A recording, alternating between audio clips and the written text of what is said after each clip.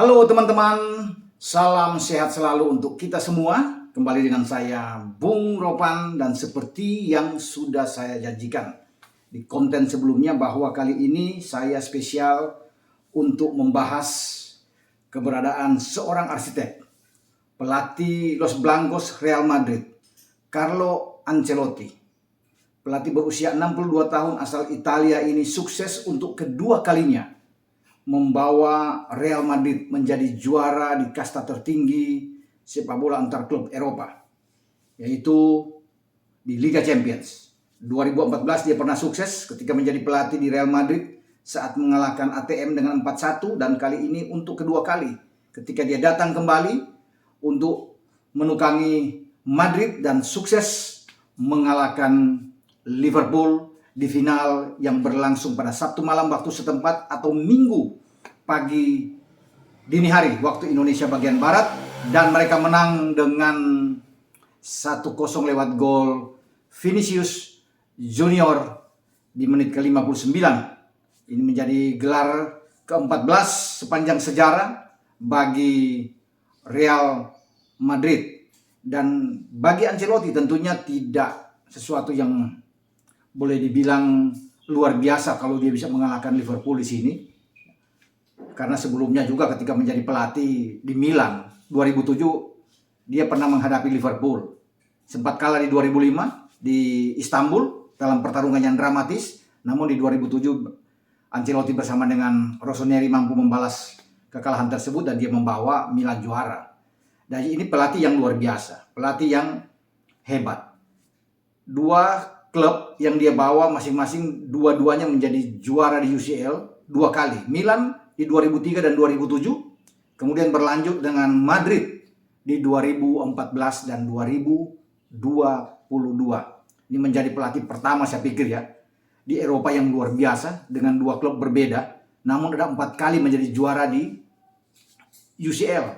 Zinedine Zidane tentunya tidak akan dilupakan, membuat hat-trick secara beruntun bersama dengan Madrid, tapi hanya di satu klub, tidak di klub lain, dan itu hanya 3 kali. Don Carlo 4 kali, dan ini menjadi kesuksesan bagi Madrid di satu dasawarsa, satu dekade terakhir dengan meraih 5 trofi di kancah UCL terbaik. Saya pikir di antara semua tim yang bertarung di dalam satu dasawarsa atau satu dekade terakhir, hanya Madrid yang bisa melakukan itu. Dan mereka terlalu jauh yang meninggalkan tim-tim lainnya. Sudah 14 kali, sementara yang paling dekat itu separuh dari mereka, AC Milan, mantan klub Ancelotti, dengan 7 gelar. Dan Ancelotti ini merasakan juga, dia pernah menjadi juara di UCL, bukan sebagai pelatih juga. Sebagai pemain dia sudah merasakan bersama dengan Milan. Di 89-90, secara beruntun dia bisa menjadi juara.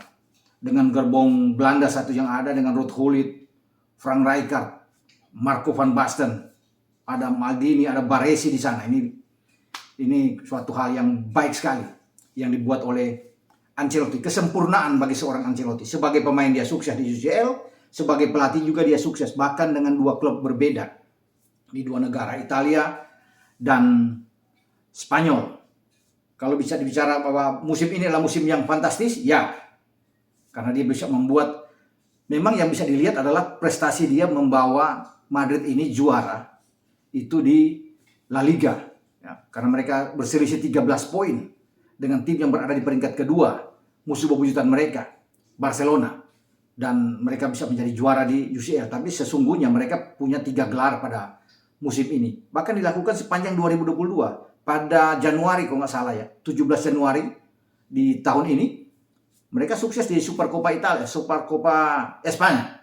Ya, Supercopa Espanya ini mereka mengalahkan Athletic Bilbao 2-0 lewat gol kalau nggak salah dibuat oleh Luka Modric saat itu, dan penalti dari Karim Benzema. Ya, mungkin teman-teman bisa cek lagi kebenaran ini, dan setahu saya 2-0 dengan 2 gol dari Modric dan Benzema. Bahkan pertarungan melawan Bilbao itu diwarnai dengan 1 kartu merah.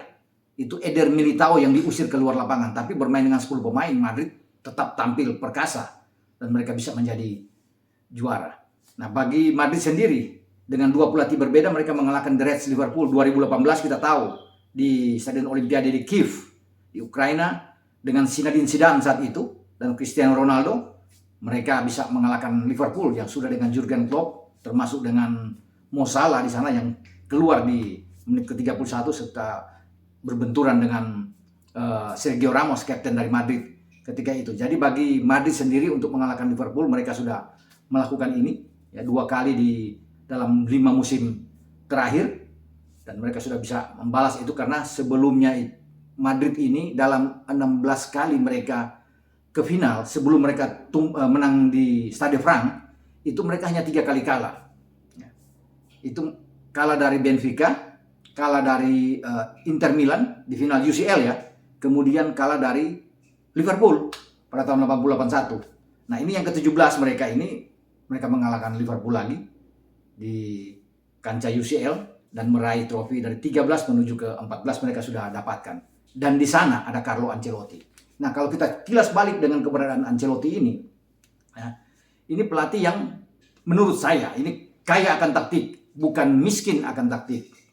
Saya melihat ini bagaimana di musim sekarang di UCL, dia mengalahkan tim-tim yang boleh saya bilang dan mungkin teman-teman setuju, ini terbaik di Eropa. Diawali di fase gugur, di 16 besar mengalahkan PSG dengan Mauricio Pochettino. Kita tahu bersama PSG itu kan dihuni oleh Mbappe, Neymar, ada Messi bertaburan bintang. Mereka boleh kalah dengan 1-0 di Parc des Princes, tapi mereka bisa menang dengan 3 gol di Santiago Bernabeu. Dan pemain yang dilakukan oleh Carlo Ancelotti ini baik. Dia sudah punya pakem satu sistem dengan starting 11 terbaik. Kalaupun ada pergantian itu hanya 1 pemain atau paling tinggi 2 pemain. Di saat starting 11 dia mungkin 1-2 mengalami cedera. Misalnya ketika Mendy tidak ada di sana dia akan bergeser dengan Nacho bermain di kiri. Ketika Militao tidak ada, Nacho yang akan ditarik bermain di bek tengah berpasangan dengan Alaba. Begitu juga dengan Alaba. Tidak bermain di sana ada Nacho untuk bisa berduet dengan Militao. Itu saja yang bergeser. Sementara di kanan kalau fit dan bugar tetap akan menjadi milik bagi Carvajal, walaupun kita tahu di sana ada Lucas Vazquez, gelandang serang yang bisa dimanfaatkan juga bermain di kanan kalau Carvajal ini cedera. Jadi dia sudah punya pakem di belakang itu yang sangat bagus.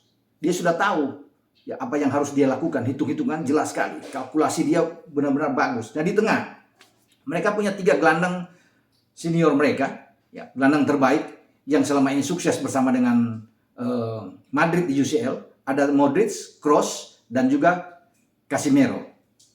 Kemudian di depan itu ada Valverde yang saya berulang kali mengatakan ini satu keping yang seakan-akan orang terlupakan dengan dia.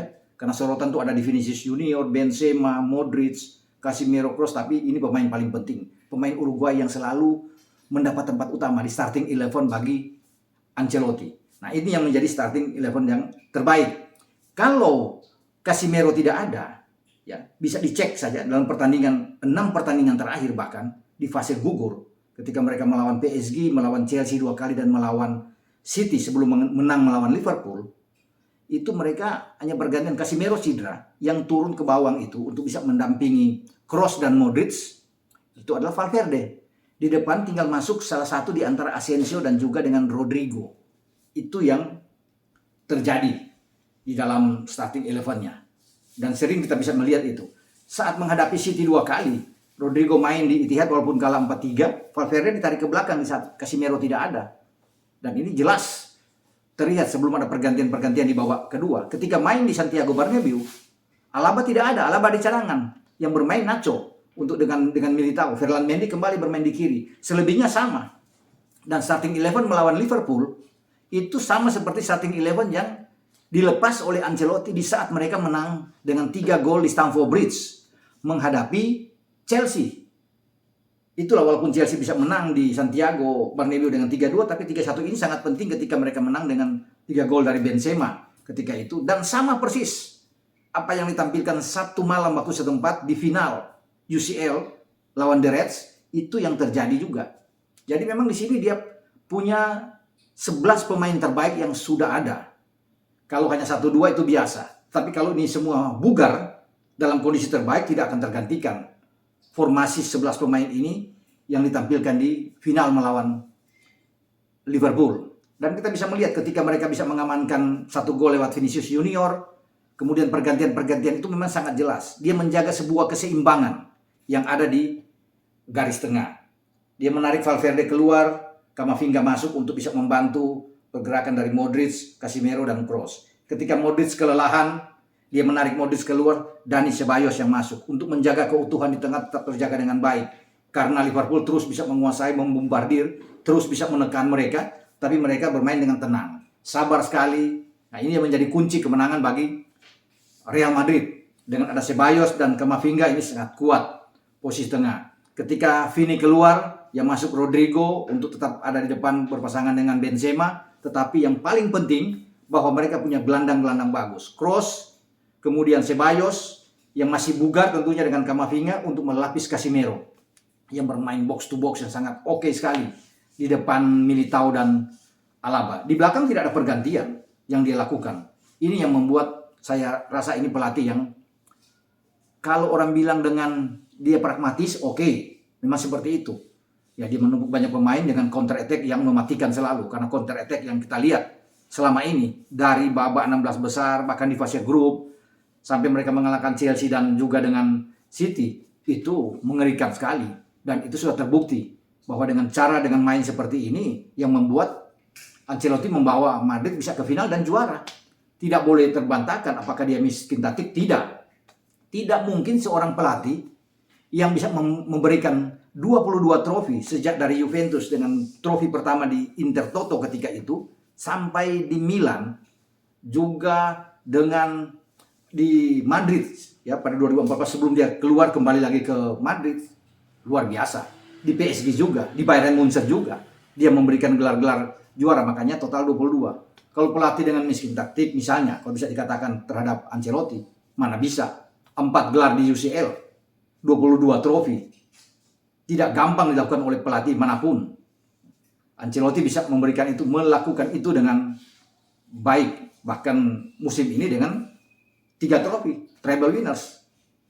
Walaupun orang hanya banyak melihat dengan kesuksesan di La Liga dan di UCL, tetapi di Supercopa Espanya juga, saya sudah katakan di awal kan, dia sukses bersama dengan Madrid. Ya bukan tidak mungkin ke depan nanti tetap Madrid akan selalu diperhitungkan. Namun sudah harus berpikir dengan pasti Ancelotti akan melihat ini, manajemen Madrid, Perez juga bisa melihat ini. Ada beberapa pemain memang yang harus diganti, sudah masanya mungkin Modric salah satu. Walaupun untuk 1 musim ke depan masih bisa diandalkan, tapi untuk bertarung di Eropa dia perlu untuk bisa menyiapkan beberapa pemain. Di belakang juga harus perlu ada pemain, sehingga tidak hanya beruntungan hanya dengan Nacho yang diandalkan ketika Mendy tidak ada, Nacho di sana, atau Alaba, Militao tidak ada, Nacho yang akan masuk. Dia perlu 1 pemain. Dengan Rudiger masuk, saya pikir ini akan oke buat Madrid, walaupun mereka masih punya Vallejo, ya Vallejo yang bisa bermain di depan, di belakang, tetapi butuh pengalaman bagi seorang Vallejo. Dia punya Nacho dan saya kira cocok untuk bisa mendapatkan Rudiger. Akan semakin kuat mereka, apalagi di tengah masih ada Camavinga, ada Ceballos di sana. Mereka juga masih bisa memanfaatkan dengan Isco. Valverde masih 23 tahun, masih bisa ditempatkan di sana. Tinggal melihat siapa pemain depan yang akan bisa mendampingi juga Benzema. Karena bagi Madrid juga mereka punya 2 anak muda asal Brasil. Ada Vinicius Junior di sana. Ada punya Rodrigo. Jadi saya pikir aman, mereka masih punya Luka Jovic. Ada Marco Asensio yang bisa dimainkan selalu. Jadi memang kedalaman juga oke. Opsi bagi Don Carlo juga banyak yang bisa dia lakukan. Tapi kalau ada 1-2 pemain hebat yang juga masuk ke sana, ini akan membuat Madrid tetap kuat. Tanpa Kylian Mbappe nggak masalah menurut saya. Mereka tetap kuat. Dan ini sudah dibuktikan.